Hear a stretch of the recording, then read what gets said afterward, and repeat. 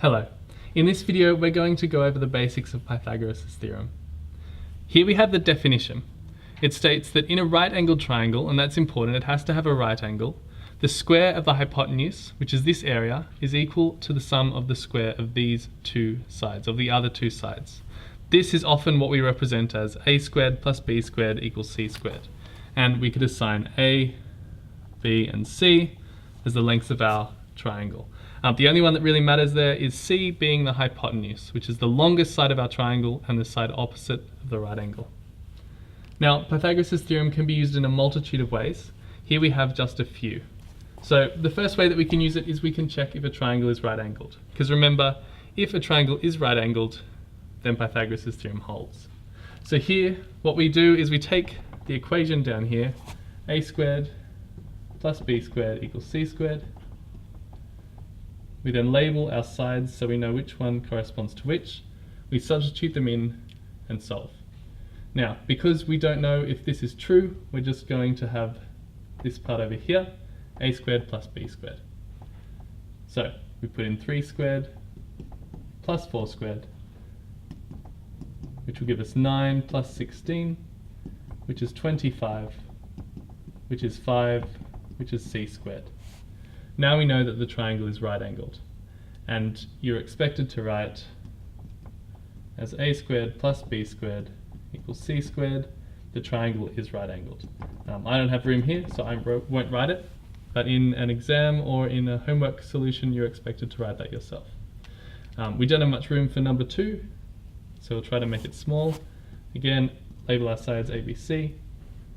A squared plus b squared, in this case, is 3 squared plus 4 squared, which equals 9 plus 16, which is 25, which does not equal 6 squared, so it does not equal c squared.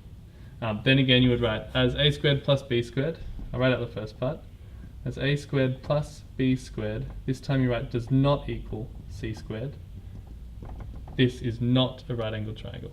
So this one is, and this one isn't.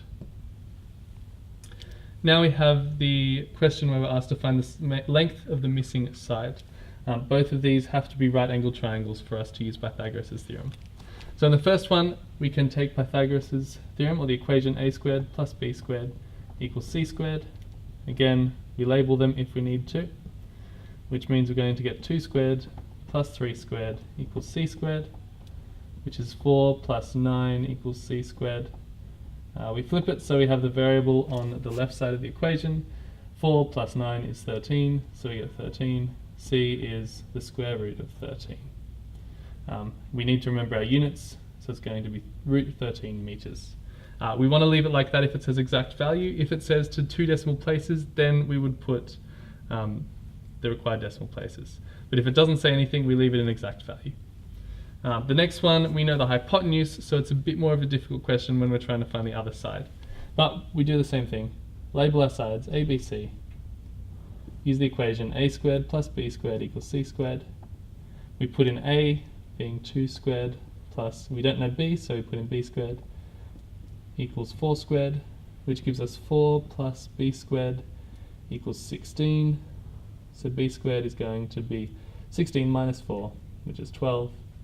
And b equals the square root of 12, and again that's in meters. So this is a summary of some of the concepts in Pythagoras' theorem. There are others that we haven't covered in this video, such as triads. Here we have a Pythagorean triad 3, 4, 5.